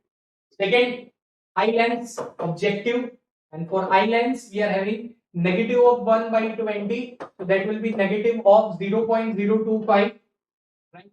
Negative of, right, 0.02 0.05, negative of 0.05 centimeter for this is the focal length for the eye lens, right? Now for the relaxed vision, right, for the relaxed vision what we need, the magnification. See, length for the relaxed vision we can say it as FO, right, minus FE, right? So that will be equivalent to approximately, right, it's 0.1 by 25 na diopter. Yes, so this will be okay. I think we had an error here.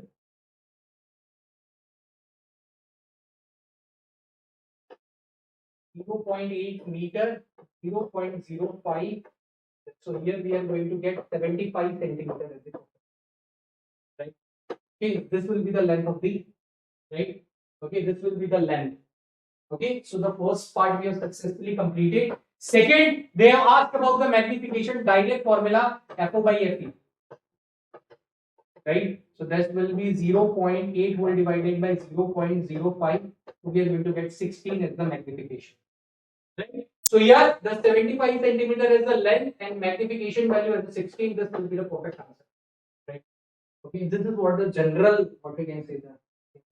Not the general, but it is for a relaxed vision. This is the, what we can say, the kind of the spatial case, right? In the theoretical lectures we already seen. Okay.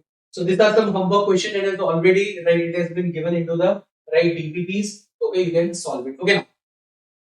After this, right, we will move on to SHM waves. After that, we will move on to the concepts of electricity and magnetism, the modern physics, right? So till now, we have completed successfully completed the 7 sessions of the KVPI series. Right? Apart from this, we are going to deal with this stuff. The last session on 8th would be on the modern physics. Before that, we are going to deal with the electricity and magnetism, and before that, we are going to deal with the SHM. Right? So this much thing I have 7 lectures, and 7 lectures I have already covered many parts. Right? This thing is remaining, and obviously we are going to cover that with whatever the reverse engineering process. So this was the concept related to the optics, right? So this was the concept related to optics. So guys, again, those who are seeing this session till now, thanks a lot for the cooperation. Right? Previously, you have showered a lots of love, right? And please do, please be consistent in our upcoming sessions also, right? Because without being consistent, you are not going to score anything, right? You have to be consistent till end, right? Okay, guys, it's time to go. Okay, I will be waiting. See, I used to read all of those comment beneath the videos, right? But I never reply because I think it will consume lots amount of the time, and obviously I'm going to use that time, right? Okay, from that part where I used to do the research for you all, that what questions, which kind of the questions, up to what level that all of these things should, right? What things, what content should come up. Okay, so it's time to go, right? I will be waiting for all of your lovely comments beneath the video. Guys, those who haven't subscribed, kindly subscribe our channel, right? Press the notification bell icon, right? All of those sessions updates you will get on your mobile phone, whatever respective devices, right, guys? And I will be waiting for your comments, okay? So do share it maximum in the social media groups. Right? So it's time to go, right? We'll come back with SHM and Waves, our upcoming session. And this is Indrajit Singh signing off from the desk. Bye bye. Sat Shri Akal and Namaste from. Right. Bye everyone. Stay at home, stay safe, stay healthy, and stay dependent.